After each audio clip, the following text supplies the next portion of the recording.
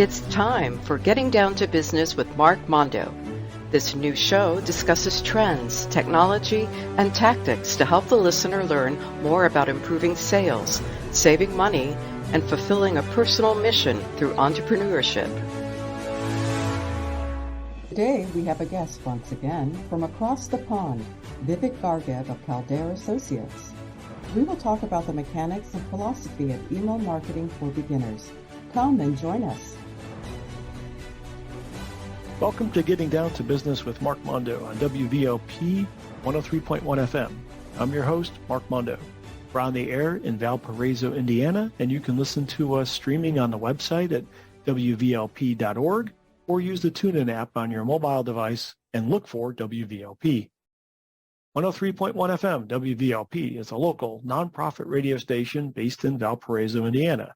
This show, like many of the shows on WVLP, are made possible by the generosity of donors and underwriters. We accept donations at wvlp.org. Simply click on the support tab and make a one-time donation or sustained pledge to WVLP. All donations are tax deductible. Underwriters are made up of businesses and organizations that support the shows on WVLP. Getting Down to Business with Mark Mondo would like to thank Homes by Hortensia, a Coldwell Banker affiliate in Porter County, Indiana, for their support. Homes by Hortensia has served the region's residential real estate needs in Indiana for over 12 years.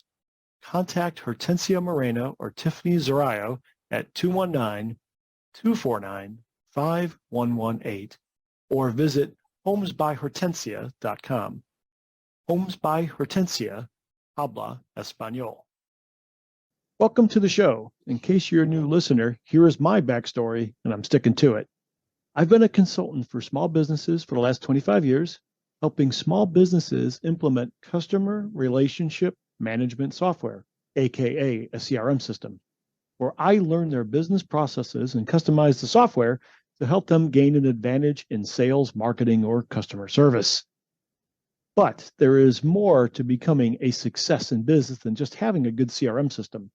That's why I bring on guests to tell their stories and share tips on either technology, tactics, or trends they use to become successful. So let's get into it and introduce everyone here today. To my side is the producer, the star soprano, and she's my wife. Let's introduce Mrs. Cynthia Zimmerman. Hello, hello. And you may have heard this guy on previous episodes on our show discussing AI. He was once a microbiologist. He turned into a software developer. He turned into a consultant, and now he's a marketeer. From across the pond, let's welcome Vivek Gargav from Caldera Associates out of London, England. Hello, good evening from London. I've wanted to say that all my life. And you know what? For the last 15 years, I have helped my clients set up email marketing, but it's been more of a tech support role. And it's effortless for me to delve into the technical deep end of how to get email marketing done. But I believe if I talk about this, I will bore you all to tears, because who really wants to hear about DNS records, SPF records, and DKIM records, and all that technical babble stuff?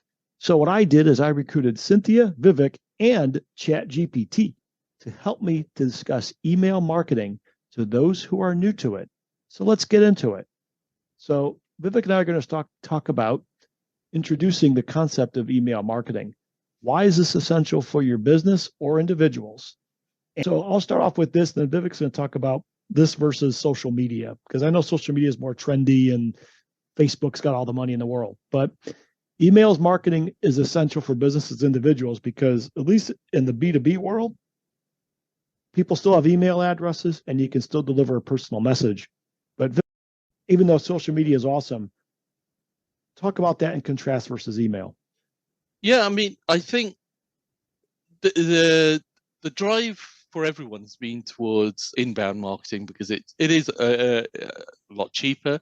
You're in more control of that. But I think businesses can't forget outbound sales and outbound marketing. At the end of the day, people still buy from people, people sell, do business with people. So email's kind of like your first shot across the bow. It's kind of, it can be seen as a little bit more of a formal way of communicating with people, but it's still a critical component of an overall marketing strategy for whether you're a large enterprise, whether you're a small business, I think. All right. So somebody comes up to me and says, well, I just want to use my Outlook. And when I say Outlook, I say that in a generic context, whether it's Outlook or Gmail, or maybe there's a few of us out there that still use AOL, but they just want to put everybody in one big blast. Everybody goes either in the two field, or you hit to yourself and BCC everybody. Hey, I just want to hit this once. It costs me nothing. And if I send out this message, it's like actually, I'm going to take this retro.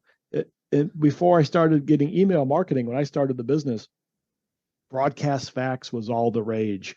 So that cracked down because you had documentation on the other end that if the recipient doesn't like you, they would just take that to the FTC and you would get slapped with a fine faster than you could say, oh my God, it's a lawsuit.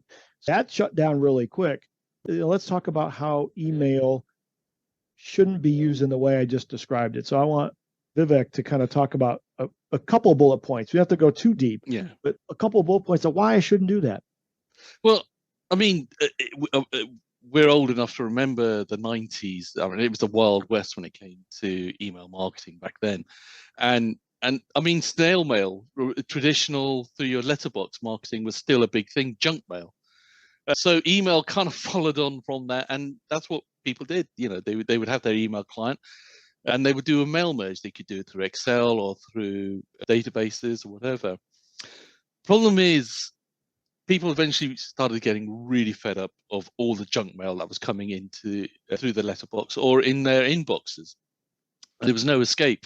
So you started getting the spam filters. You started sort of saying, no, this is a spam. Now, obviously, things kind of moved on. What Google does and what a lot of the name servers around the world, they monitor the amount of times a particular domain is being flagged as spam. And this goes to a term called domain reputation.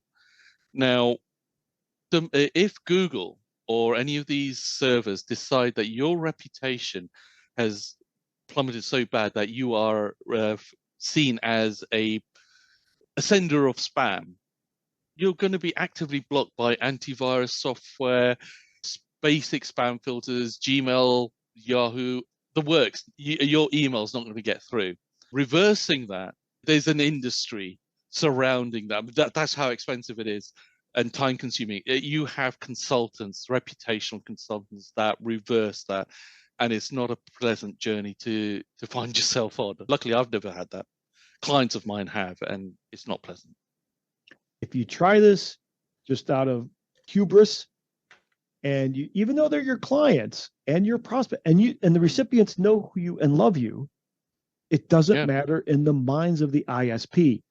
They'll flag you, or God forbid somebody you thought that liked you doesn't like you. They'll report you to the spam agencies. There's about 30 of them out there. Google's one of them. The other one I know is Spam Cop, but that's a sidebar. Cynthia's keeping us online. She's wagging the finger and saying, look, keep going. So let's talk about what email marketing is. We're going to talk about email marketing as not just daily correspondence. It's taking a message and sending it bulk, and why you should do it and and how you can do it well without falling into these traps. I know we started off in a scare tactic, but we have to differentiate what email marketing is and what it shouldn't be. So we're going to talk about why that's important. And then there's different types of email marketing. One is like one-off newsletters, or you can do coupon offers. Like if you're a pizza joint, you can send off an email, hey, 10% off your next order if you click here, right? Or if you want to get Domino's, you get yourself a Domino's coupon mailing list, and they'll send you Domino's coupons. Or somewhat regular emails are like emails that we send off talking about podcasts in our latest episodes, or you're sending articles about your thought leadership in a certain industry. So that's what email marketing is going to be to us. And why should email marketing matter? Look, the return on investment is ridiculous. When it is placed well, according to the think tank called Litmus in 2021, the ROI is 36 times what you're spending on it. You got to take a look at that. And who else is returning 36 times your money? Your savings account? No. Real estate? Well, yeah, obviously more scale, but that's like, maybe 2 to 3%, or your save, whatever. Look, 36x, not bad. And the other industry stat I'll cite, because we could go on and on and on about these. Last stat I got is 81% of B2B marketers claim that email newsletters is the most used form of communication, according to the Content Marketing Institute in a study as of 2020. I mean, I see email marketing kind of like where we were back in the 90s and early 2000s.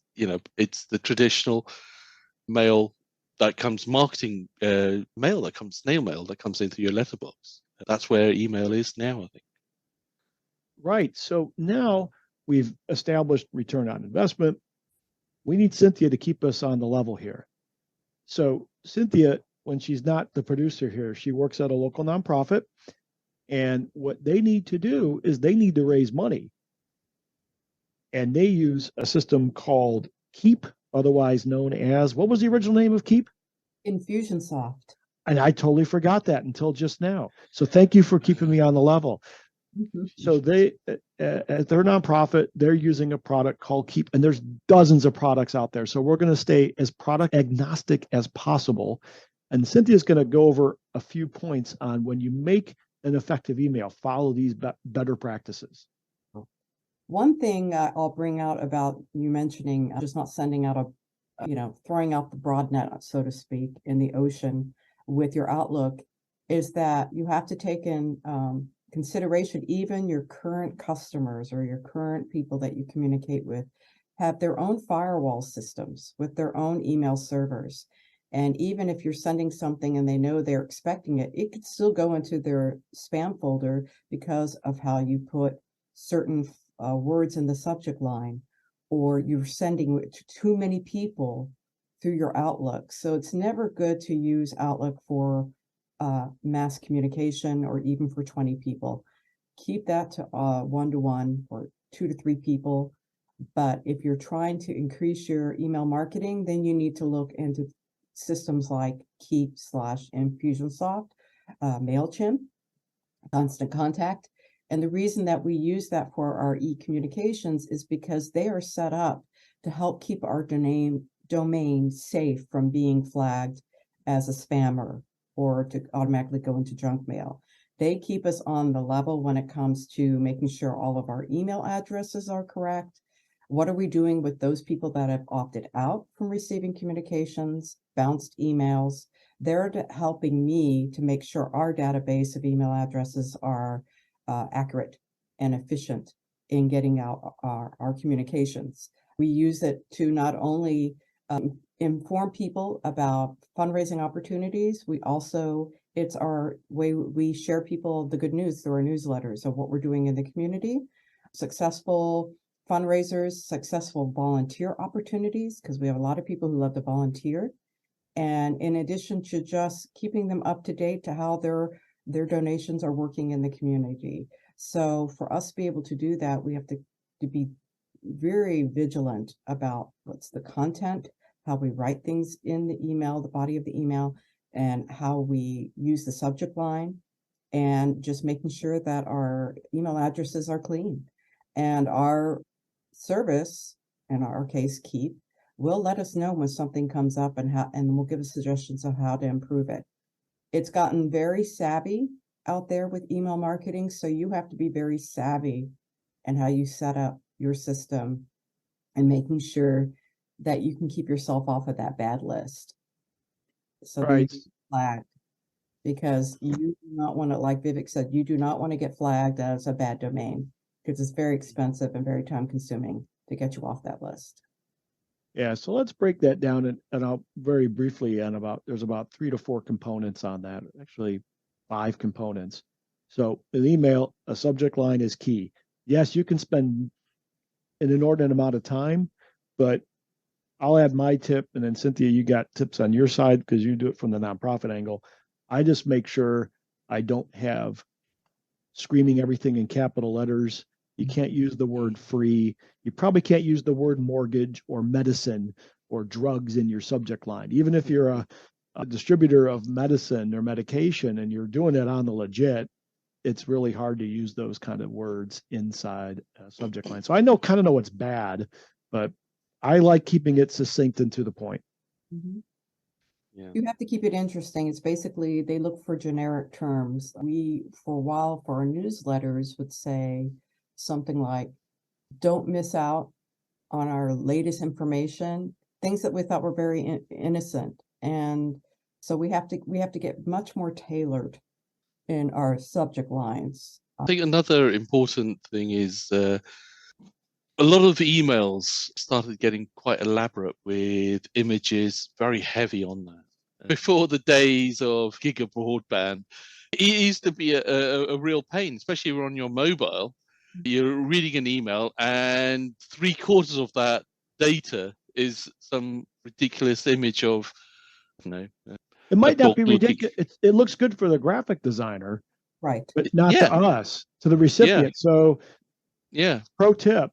Good thing, and in addition to having a much more tailored subject line, like saying, because of your funds, this program was successful, that's going to get through more than just saying new and improved information on our profit.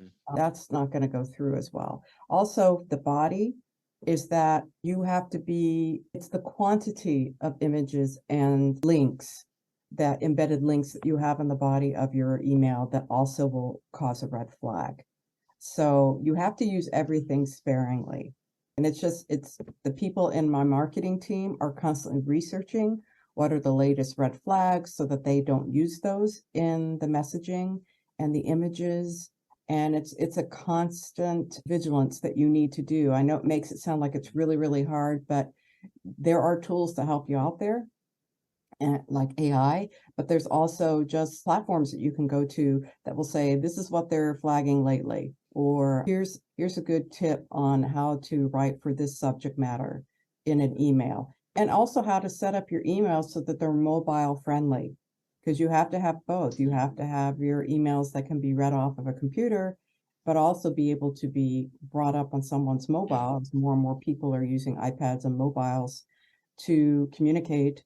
And you have to make sure that messaging, that imaging, that embedded link all work. So, I mean, I've seen that with the emails that I'm getting, is that shift now from the pretty marketing emails, which were beautifully crafted. right. Now it's straight text. We're putting together, Mark, you'll be very happy to hear, an email campaign with my sales manager, Graham. And the first thing he said, when I sort of started talking about him very early on, he goes, he didn't want any images other than the stuff that would be in his signature on those emails. Yep. He didn't want the changing of the formats as Outlook strips out those images. He didn't want to irritate any user that might be reading it on a mobile. So I'm going to add to that I've even seen this from really big brands. And what they do is you get this beautiful, I'm sure the graphics are beautiful picture. It will have this wonderful context, and it might have a beautiful photograph in there. The challenge, what happens is, on the recipient side, if that's the whole message, you put like the brochure front page and you make that the image and you think you're clever because you've already done it, it doesn't work, because on the recipient end, if it's a big graphic, let's say it just takes 600 pixels wide by 1200 height, and that's your message. Outlook and Gmail, I use Outlook, so I don't speak as well on Gmail side. It will by default block that image. So the recipient gets one big red X with a hint, click here to download the image. And then they think it's hacker, they think it's legit. It does, whether it's spam or not, they're not even going to see your message. So let's talk about really briefly a minor technical thing. but it's very important. So the reason Outlook and Gmail block those images by default is if you download that image or say click yes to see it, what happens on the other end is the sender now knows that you opened the image because you requested that image. All these systems will track image requests. So you have to use that image carefully and balance. I tend to put smaller images next to text. I split it vertically down the page so I don't make that mistake of having the image dominate everything. So, and if it doesn't, if you really need that big image, you can add alternate text to it. So you make sure if they can't see the image, at least you can write something behind the scenes saying, hey, we got a promotion going on, or, for our podcast, our podcast mailing list, we'll say, here's the latest episode. So at least it shows something beyond just a big red X. Mm-hmm. Yeah, I mean, the good thing is that this discussion with regards to the content and how we present the data is actually one of the fundamental points within all marketing. Really, it's kind of, you have to think about the recipient, the customer. So I mean, it comes down to the whole thing of customer experience. If you're not customer centric in your approach as a business, if you've got bad customer service, then you're not really going to get recurring return business. You're going to have a lot of churn. And that same premise extends out into outbound marketing or email marketing, in the sense of you have to really focus on what's the message you're trying to get out and who are you targeting. So as long as and this is where it's gone very much back to basics, and it's tough. It's not an easy thing. With SEO, there's lots of things, lots of levers you can twist and pull and adjust. But when it comes to email marketing, like we talked about, you can't use the images. You can't control the formatting. They may be looking on some email clients force the email to come in pure text. They strip out all formatting. So even putting it bold kind of goes. So all that you're left with is your core message. And, so it can be a force for good, but it can also be a force of chaos as well when you're putting together these kind of campaigns. Okay. And then I want to add one last thing we could put about composing an effective message, just the individual message. We're not getting into list building quite yet. I want to say when it's personalized, hey, all these email marketing systems can at least take the first and last name field up to the system and company name, and at least please put at least on the email message, hello Mark, hello first name. Put something in there. You can even put, in some systems, you can even put it in the subject line, hey Mark, here's what's going on lately. I tend not to put it in the subject line on personalization. Yes, I'm sure my clients know, since I'm a CRM person, that it's sent en masse, but at least you have the first name in there. And hey, once in a while, I'll throw in a company name, or when I do other personalization experiences, especially with contract renewals. So you can use email marketing, not just send marketing messages, but renewals, like, hey, your contract's coming due. Here's how many people are signed up for the software right now, and here's how much your next bill is. We can actually mail merge all that data into a message. So think about not only the first name and last name, but you might think about contract renewal date, or you can put in how much your next bill is going to be. So that will resonate, as opposed to an email just says, hey, you got to pay up in 30 days. What are you going to do? No, we actually personalize it. So how much money's due, your account number's personalized, and I don't send it en masse. What I'll do is I'll have the template ready, and then if there's always context before a renewal, especially on an annual purchase. I'll add something personal in the opening paragraph, and I send it off. Now I make sure that first email goes out. The CRM tracks whether they've opened it or not. And if they're down within 30 days and they haven't told me anything, my dashboard will tell me, and we can continually follow up to make sure, hey, are you in, are you out? Or is there something else I'm not aware of?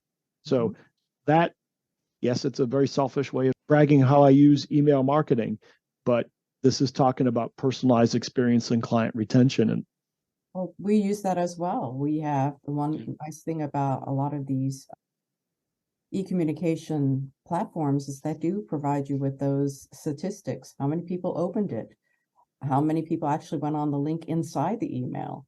How many people unsubscribed due to that email? So that you can set up campaigns, as we call it in our Infusionsoft/Keep system. You can set up campaigns that not only let you know who opened, when, how often, but also a follow-up email to those people that opened, or follow-up email to those people that didn't. And this is where you get the technology to work for you. But there's so many ways for people to be communicated with these days. It behooves you to try to be as personable, accurate, and friendly as you can in these email campaigns, because otherwise it's going to go straight into their spam filter, or the person is just going to delete it automatically. So you don't want to come across as a used salesman. And you don't want to use a lot of pretty pictures and things that are going to just people to open up your email. Yeah. I think one of the most annoying things I've started it's kind of eased up now on the emails, people that are blatantly cold, sending out a cold email. I don't have a problem with that, but they try and be overly clever. And on the subject line, they begin with RE colon to make it look as if they're replying, or an FW colon, and then the subject. The thing is, whenever that's not personalization, that's chicanery. Yeah. And thing is, basically, I do this as soon as I get that. I do a search for that sender. If there is no email where I've had that as a subject line before the RE, I don't even bother reading the email. They immediately get put as the main, as far as I'm concerned. I think everyone has become pretty much like this. There's very low tolerance threshold now for nonsense, really. And yes. Before we get into the next segment, we wanted to let you know you're listening to Getting Down to Business with Mark Mondo on WVLP 103.1 FM, a community radio station out of Valparaiso, Indiana. Thanks for listening, and let's continue. Well, during our commercial break, I had a little chat with my husband, and he agrees with me that maybe the second half we do more about what you can do to have positive email marketing experiences instead of all the do's and don'ts. So on that point, I will hand it over to my husband. All right. She really let me know in no uncertain terms I was getting a little turning into a negative Nelly. So it's all out of love. That's right. So what we need to do is talk about some other somewhat technical things, but they're important. It's building a good list. We might touch the surface of cold email marketing. I think that's a whole nother tangent. As Vivek alluded to before the station break, can you do it? Yes. Should you do it? I think we've considered that it might be more of a last resort, but there are whole classes and consultants that could probably help you in that respect. But for now, we're going to stay in developing a list the traditional way. And we're going to talk about a couple ways you can grow your list. One of them is very easy. On your website, you create a contact form. And you should put in there a little bit of language to say, hey, we're not going to spam you. The way I've been growing my list the last 6 months is I've just been going old school. I've hit the local chamber circuit and I think I'm in 3 networking groups at this point. And what I do is I have a process in place using my CRM. If I get a card, I don't always put them in the mailing list by default. I just have a checklist that makes sure I connect with them on LinkedIn first. I put in notes if I had a real conversation. I put in my lead source. I scan in the card and I send an email right away. Just one to say, hi, I'm Mark. Glad to meet you. Here's what I do. How can I help you? Here's how you can help me. And we build the list slowly. So the next time I meet them, if I get a better relationship, like real conversation, not just like people throwing cards at each other across the table. I don't think that's quite, I don't want them in my newsletter list. I did that by accident a little early and I got a couple opt-outs. And I think in hindsight, all right, fine. When you go to local networking, I think you still need to establish some kind of relationship before you go in there. So that's a permission-based marketing. Cynthia, what can you add to that on your side in the nonprofit world? How are they building permission? Kind of the key word in our whole marketing campaign. How do we introduce, build, and keep that relationship with not only our volunteers, but with the agencies that utilize our services and also with our donors, both individual and corporate donors. And a lot of that comes to one-on-one meetings or networking, as you said, and then an introductory email to them with giving them the option to opt out. On our website, we have the contact form, and people can not only subscribe to our newsletter, but they can list specifically what they're interested in so that we're only sending them information on those topics. So they're not just getting mass emails all the time. It's also having specific email campaigns for specific volunteer projects or some of our affinity groups. So you can tailor it to smaller groups and not just your general organizational email list. And then that way you get people really are communicated on the things they're interested in and want to be involved in. And that can be mainly, in our case, volunteering, loving to volunteer, wanting to get their hands on in the community. And sometimes that bridges over to them also becoming a regular donor or sharing the good news about your organization to other people who are looking for either donor opportunities or volunteer opportunities or just want to know more about what's going on in their community. So it's all based on that relationship and giving people respectful ways of either continuing that relationship or ending that relationship. All right. So now Cynthia is getting us into the positive side. After that station break, I am changing my tune and getting out of the doom and gloom. I'm always there to guide you, my dear. That is correct. That is correct. We have a lot of philosophy set up and better practices set. I'm going to dive in. It's more not a terribly deep dive because that, again, at the beginning of the show, I didn't want to get into super tech, but I do want to mention a few platforms that we know of, a couple that are really cheap, and then maybe some metrics you can look at to say, hey, this was a good campaign or not. And if there's any concrete campaigns either of you have produced, let's discuss them. So first and foremost, I think there's like 100+ platforms out there for email marketing. I'll go over through a couple big name brands. One household name is becoming more of a household name is called MailChimp. That is because Intuit, the owners of QuickBooks in the United States, bought that platform probably within the last 3 years. And when you're $1 billion+ company, you can afford to throw adverts on television.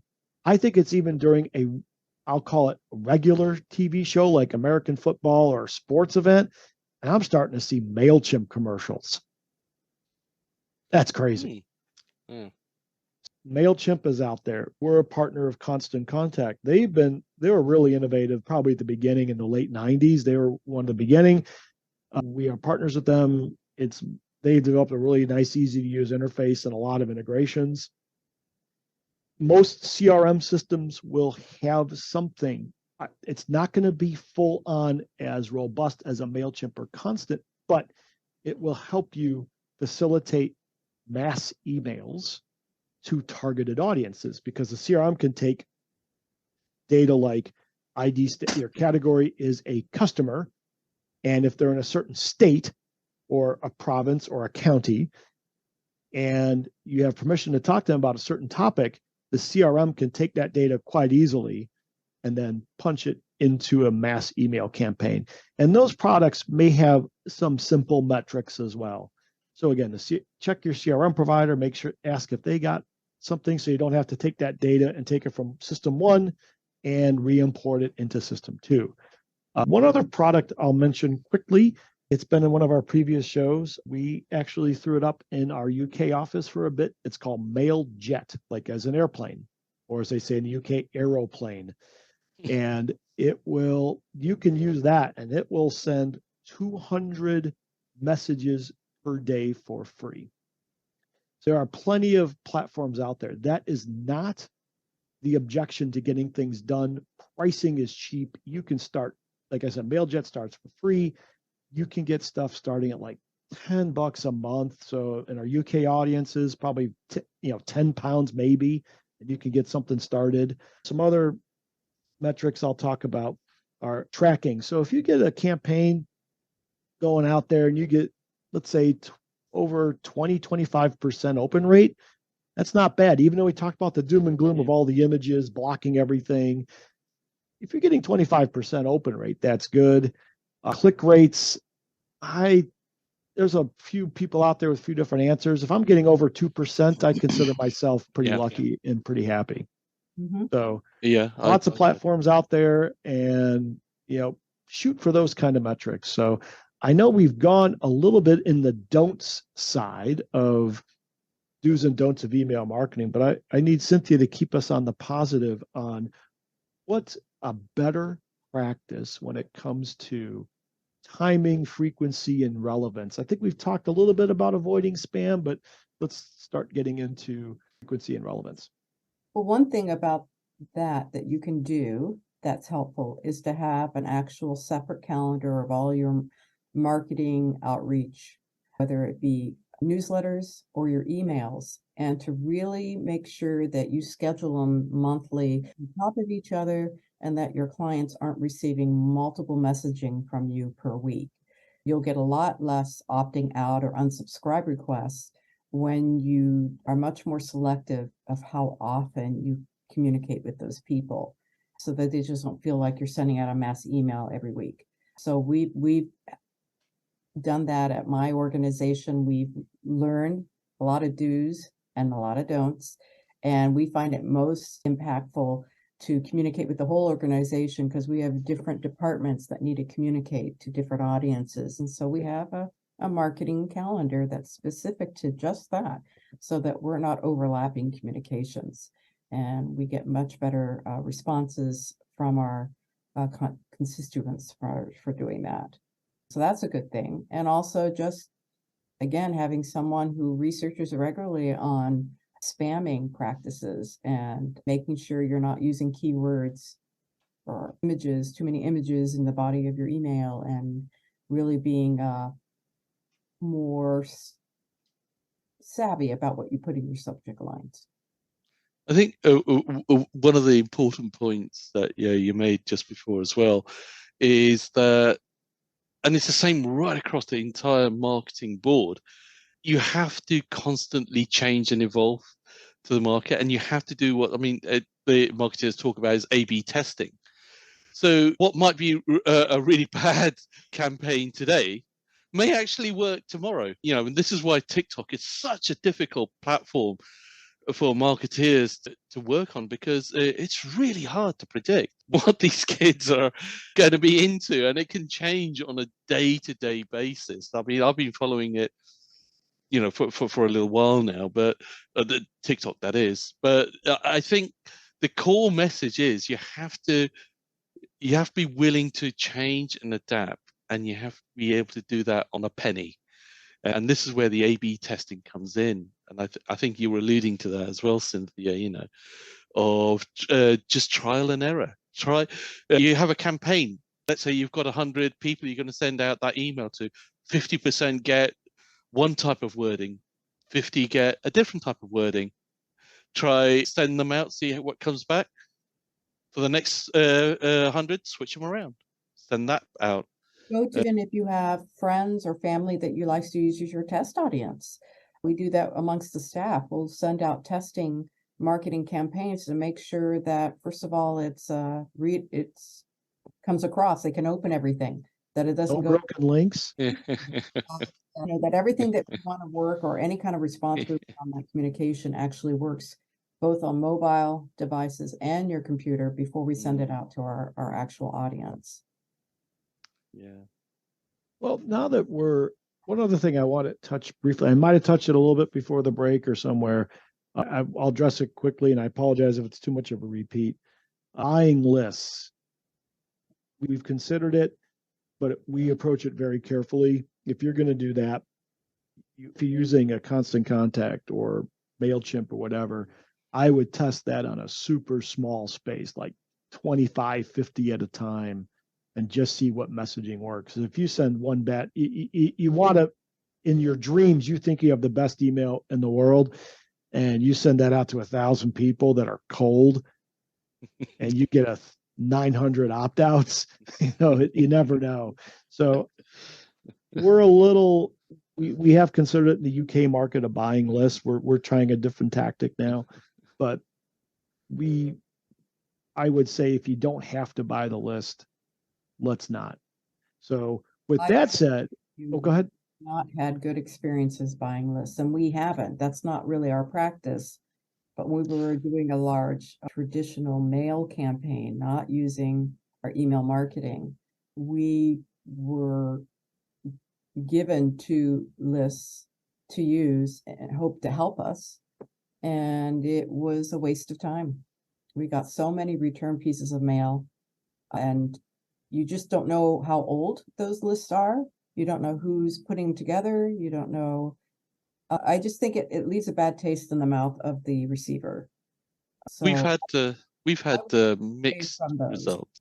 That's We've had mixed results from data providers. I think in the UK we've got the GDPR. I don't know if your listeners would be aware of that, but the GDPR is a European ruling, and it's on with regards to data privacy and just sending out cold emails. It's, to put it simply, it's basically don't. To quote Biden.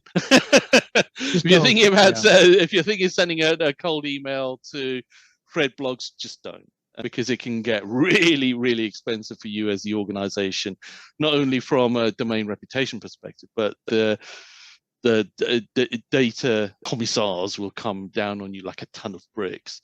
But I think for us, we're predominantly B2B, business to business. It's a little bit more relaxed. So we have brought in data, and we've seen sometimes it works, sometimes it doesn't. And again, I think it comes back down to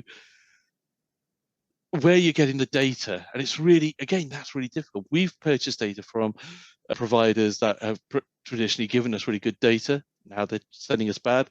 We've worked with really large companies like Experian or whatever, and just had the most atrocious experience with them. So I think it's really, when it comes to data, it's very, very difficult to say, one rule rules them all. I think it's, very much like the kids sort of say, your results may vary. But if you're able to create your own lists, like you were sort of saying, Mark, from going out, doing the hard work of going to the networking sessions, doing the networking on things like LinkedIn, et cetera, building those relationships, then that the people that you're actually sending out the email to, they know you, they're interested in what you've got to say. The probability of your email campaign succeeding so much higher. I mean, and this leads on to another sort of topic. Sorry, I'm monopolizing here, but what's the next step from email? And I think I disagree with that kind of viewpoint. I think all the components, and I've sort of been alluding to this throughout the conversation, really, is all the components inside of any kind of marketing strategy or campaign, they're all linked together. And this is one of the things that Michael Boyan talks about a lot, is that you have to be consistent in your communication with anyone, whether they're a customer, whether they're a prospect, or whether it's a lead, whatever.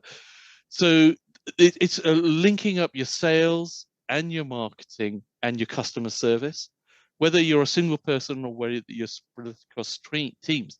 There has to be a consistency. And I think this is, again, where email really shines through, because when you're communicating to somebody via email, it's a very pure conversation now, because you're not able to use the whiz bang eye candy that you can with, say, a Facebook advert or with your website or a landing page or whatever. It's down to the core message. So what it allows you to do is to focus on your business and what you want to communicate out to, and you can change that communication to the particular target as well. So one of the interesting conversations we were having just before we started the recording, Cynthia and I, was about, where it used to be when we first started using emails back in the 90s, it started with "Dear Mr. Blogs," and then it'd be a very formal kind of conversations as if you were writing a letter. And now it's very much like, "Hi," and you don't even say the person's name, but sometimes, or at least I don't. I just say hi, and then I go straight into it, or I may end my email rather than with "best regards." It'll be like "cheers" or "thanks" or whatever. And there's an evolution, I think, and it's fun to sort of see it as an ex-technologist that we're seeing the evolution from language coming back and impacting on our technology, whereas it's always been the technology has impacted on our language. So we kind of say, "Oh, Google it for searching and stuff," but now it's really funny that it's going the other way, which I think's quite good. But so we're using some of the tools actually to create this show and some email campaigns. You see, and we did other shows on this, but we'll keep it very brief. What other trends do you see with email marketing? One of them there's two of them that I see that are more relevant. One, automation. Hey, if somebody's not ready to buy today, tools like MailChimp and Constant Contact and Zoho campaigns allow you to automate touches. So if somebody isn't ready to buy today, but they may be ready a year from now, because some industries have that long sell cycle, you can actually schedule emails to go out every 3 months or whatever time frame you want. So that's one trend we're watching. And Vivek, I think you've alluded to this. I want to hear a little more about you when it comes to social media. It's not an either or proposition. I think that's what you're saying. Yeah. It's a little of both. I mean, again, we have to credit Michael again, because he kept pushing us to do socials. And it took, I think, 6 years for it to get into my head. And for those who don't know, Michael Wowen was their marketing and continues to be their marketing guru, shaman. Yes, a shaman. That's a nice word. Yeah. Moving from just being technical wizards into being marketing wizards. Yes, it's true. Marketing, relationships, social media, it's all interconnected today. You have to use it all. And you have to have a consistent message, and you have to build those relationships to keep the communication open and people wanting to continue with your business or being interested in hearing your story. I find that a lot of the cold emails that I get that make it through my spam folder are trying to be too familiar or too tricky or too trendy, and you don't even really know what they're trying to sell or do, and they immediately get deleted. So I think it's important that you invest more time building those relationships, and you'll have much more effective communications and results from your email marketing than just sending out huge mass emails to people you don't know. So with that, and again, Cynthia had a talking to me at the break. How can we get somebody started on something positive and small? I'll suggest my idea, and then you both can come out with something that's relevant. What I've told people, at least a lot of my clients, were trying to re-engage a client, a prospect list or a client list that hasn't been talked to in ages. And we did this actually a couple of years ago in our office.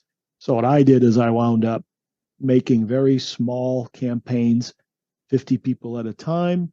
Hey, what's up? We're glad to hear from you. Here's what's new at our company. So we did very small efforts. You don't have to go all en masse. You don't have to hire a designer from the beginning. I think you can start small with something like products like Constant Contact and MailJet already have graphics suggested for you. I think even Constant Contact is starting to integrate some AI tools to help you even suggest some subject lines. And you can use ChatGPT, even the free version, to start creating the words. So what are your thoughts? I'll let Vivek go first. AI is impacted on all aspects of digital society, I think, now. So yeah, it's certainly playing a real role. We use Zoho in all our systems. So sadly, a lot of our emails that we get as well are customer service requests. So, a client is having a problem with X, Y, and Z.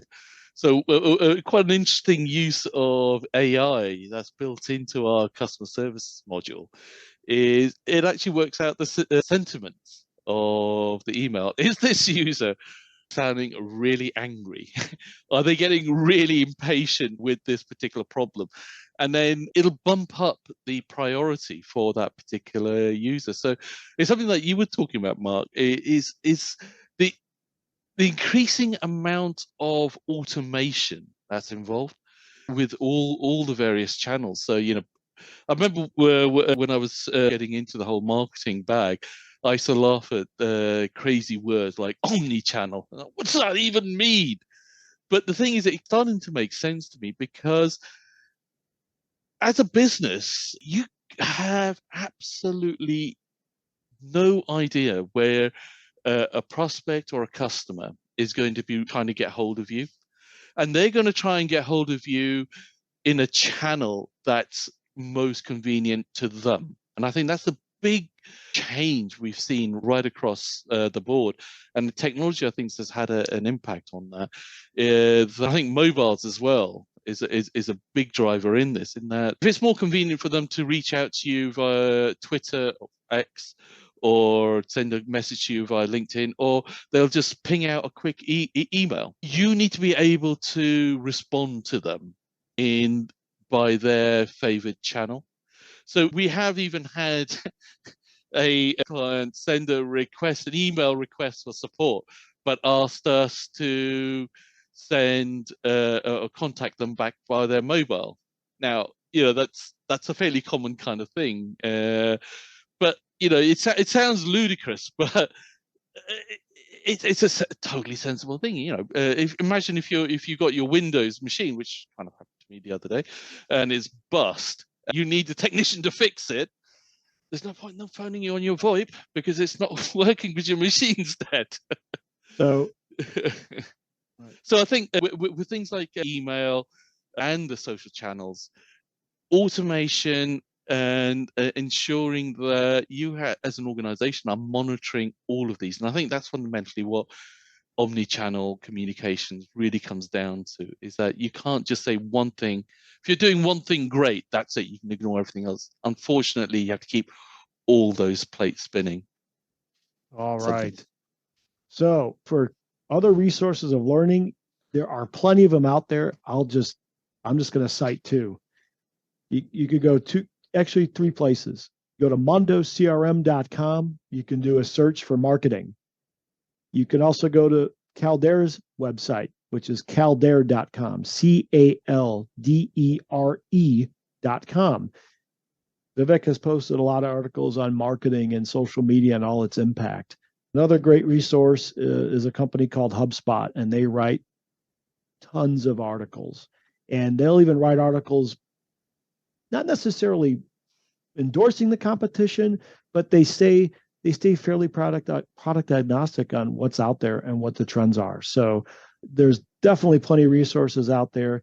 And by the way, we are reaching the end of this hour. So I'd like to thank Cynthia for keeping us on the level, off the mic and on the mic and on time today. You're very welcome. I love doing it. And I'd like to thank Vivek for joining us. Oh, it was a very last minute piece. And Vivek, thanks again for coming in at the final hour. No, thanks for inviting me. And it's always enjoy coming on and chatting with you. So If you missed some of the show today, you can listen to the replay on Thursday at 1 p.m. Central Time on WVLP 103.1 FM or live stream at www.wvlp.org.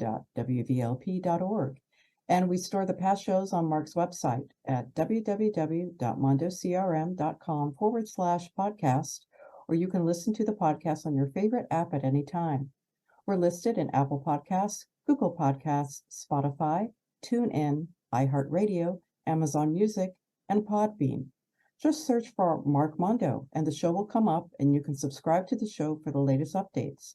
And the show is now on YouTube. Just search for Mondo CRM or Getting Down to Business with Mark Mondo, and the episodes will come up on your YouTube feed.